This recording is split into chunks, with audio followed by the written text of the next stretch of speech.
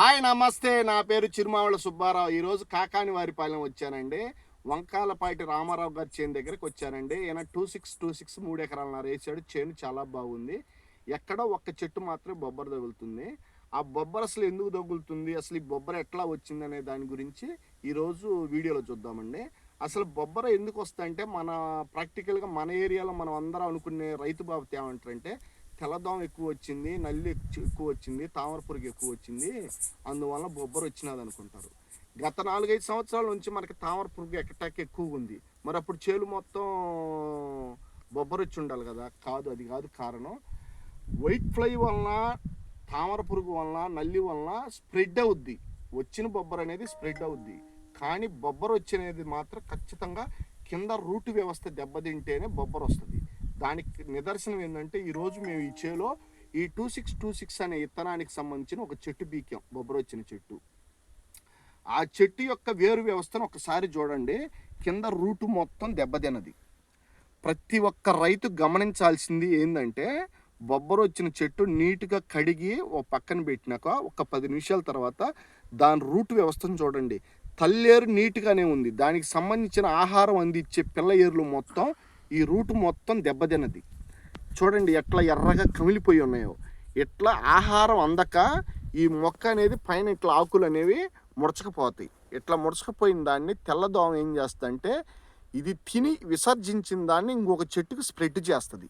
అట్లా స్ప్రెడ్ చేయటం వల్ల అనేది బొబ్బర అటాక్ అనేది ఎక్కువగా ఉంటుంది. అసలు బొబ్బర వచ్చేది మాత్రం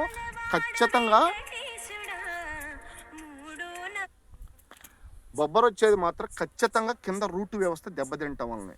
అందువల్ల ప్రతి ఒక్క రైతు గమనించాల్సింది ఏంటంటే మనం మిరపతోటలు ఎన్ని ఎకరాలు వేసాము, ఎన్ని కట్టలు పెట్టాము, ఎంత ఫర్టిలైజర్ పెట్టాము అనేది అది అసలు ఆలోచించొద్దండి. మనం బలం కట్టలు చాలా తక్కువ పెట్టాలి. ఎందుకంటే ఈ బలం ఎక్కువయ్యే కొద్దికి ఎక్కువ ఈ రూట్ వ్యవస్థ అనేది అసలు ఫస్ట్ దెబ్బతింటుంది. నాకు తెలిసి మన గవర్నమెంట్ లెక్క మనకు చెప్పే దాని ప్రకారం అయితే మన పల్నాడు ఏరియాలో 10 సంవత్సరాలకు సరిపోయే భాస్వరం ఉంది. అందువల్ల మన ఫర్టిలైజర్ కట్టలు అనేది ఆటోమేటిక్గా తగ్గించుకొని ఈ మొక్కకు సంబంధించిన పోషకాలు, ఆ పోషక పదార్థాలు వేరు వ్యవస్థకి ఏదైతే పెట్టుకుంటే డెవలప్ అవుతుందో ఆ న్యూట్రిన్స్, ఆ పోషక పదార్థాలు పెట్టండి. ఆ వేరు వ్యవస్థ కనుక డెవలప్ చేసుకుంటే మనకు ఆటోమేటిక్గా బొబ్బర్ని కంట్రోల్ చేసుకోవచ్చు.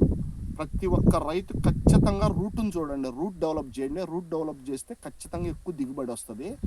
మేము రూట్ని డెవలప్ చేయడానికి ఇక్కడ మేము ఏమిస్తున్నామంటే హ్యూమిక్ యాసిడ్, హ్యూమిక్ పొటాష్, దాంట్లో సీవిడ్ ఎక్స్ట్రా, ఫల్విక్, సెట్రిక్ అనేవి ముడి పదార్థం రూపంలో ఆ రీజెంట్ ఆల్ట్రా దాంట్లో మిక్స్డ్ కలిపి మీరు ఎదబెట్టుకోగలిగితే కింద రూట్ వ్యవస్థ బాగా డెవలప్ అవుద్ది. ఆ రూట్ కనుక బాగా డెవలప్ అయితే ఎట్లాంటి సమస్య నుంచి మనం బాగా బయటపడవచ్చు అనేది నా అభిప్రాయం. ఒక్కసారి మీరు కావాలంటే మీకు బొబ్బర వచ్చిన చేలలో ఎవరన్నా ఉంటే చాలలోకి వెళ్ళి ఒక చెట్టును పీకి దాన్ని శుభ్రంగా కడిగి దాని కింద తల్లి ఏర్లు ఎట్లా ఉన్నాయి, దానికి సంబంధించిన పిల్ల ఏర్లు ఎట్లా ఉన్నాయి అనేది ప్రతి ఒక్క రైతు గమనించాలి.